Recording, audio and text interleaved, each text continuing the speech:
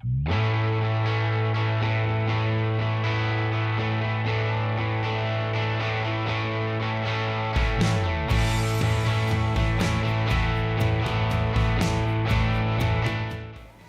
this is Amanda Lester with Virtual Horse Help, and we're here at the NRCHA Snaffle Futurity.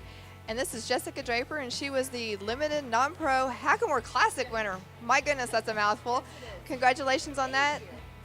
So tell me a little bit about your run. Okay, so the herd work, I went out, I back up. I came to Texas, and I have 3 little kids, and right before I left for Texas, I got sick. They got me sick. So I got here and I was like, oh my gosh, how am I gonna do this? This is gonna be, so I was so tired. And so I started with the herd work, which I'm like comfortable with typically.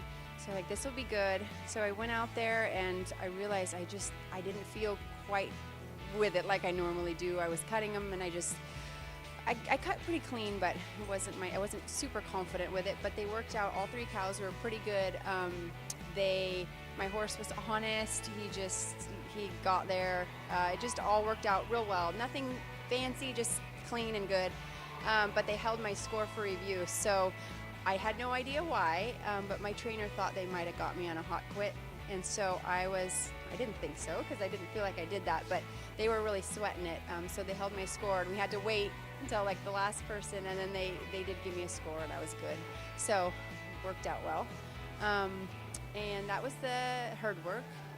The reining, same thing. I was just kind of foggy headed, so I was worried. I'm like, please don't forget my pattern. How embarrassing, travel all the way to Texas and I don't get my pattern. But went out there, my horse, he just put his head down. I could tell he was going to be sweet, and he just did his job. He just ran a circle so nice. I usually get yelled at by my trainers because I go too slow, and so I was really proud that I pushed it a little bit faster. It probably still wasn't fast enough, but it was a lot faster for me than usual, so I went a little bit faster than usual, pushed him. His turnarounds were really good, pushed those more than I normally do. One of his stops was okay, the other 2 were really good, and he was just honest. He was so good out there, so good.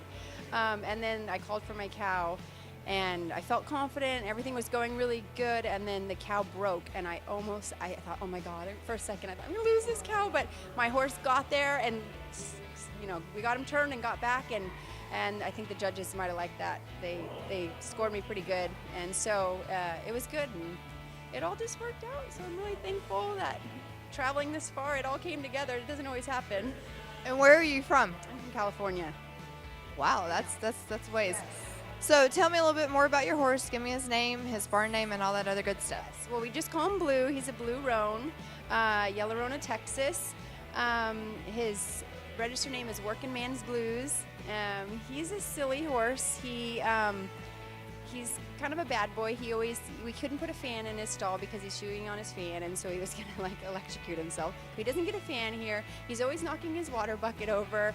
He's always he's just one of those. But I always cuss him, and then I get in the show pen, and he's like amazing. So I love that horse. He just has his little quirks.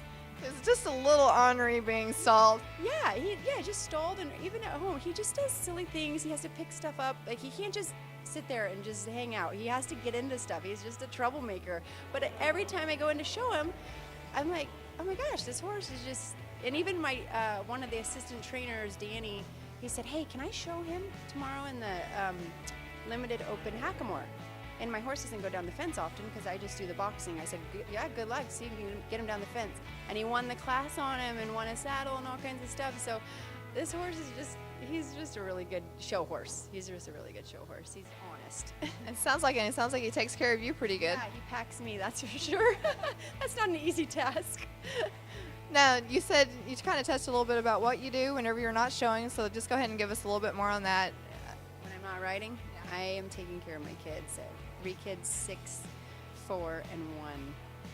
And they're busy, and they are in soccer, and they are in football, and they are in riding lessons, and they are in dance. And so I am just a taxi driver, and it's good. It's all good. I love it. Yeah, being a mom is full-time plus. Yes. So my riding is just, I try to get out at least twice a week to ride, and just for a couple hours, and yeah, it seems to be working out. It's a balance, just trying to balance always. Yeah. Do you want to tell us who your trainer is and give a shout out? My trainer is Justin Wright, and he's actually showing my mare in the finals right now. And he's amazing. He's a quiet guy. When he says something, listen, because he doesn't say much. And then Corey Baker helps me with my reining. She's amazing.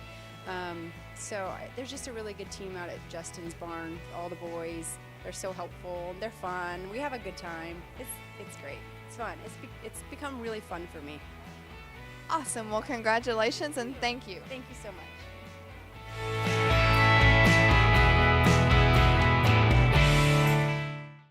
Smart Packs are a simple, foolproof way to make sure your horse always gets the supplements he needs. They're packed in convenient, customized daily doses that make feeding time fast and easy.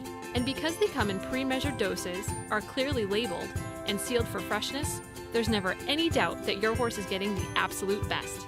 After feeding, empty Smart Packs can be stacked until they're ready to be recycled. Join the thousands of people that love Smart Packs and head on over to smartpack.com to get your horse started down the healthy path today.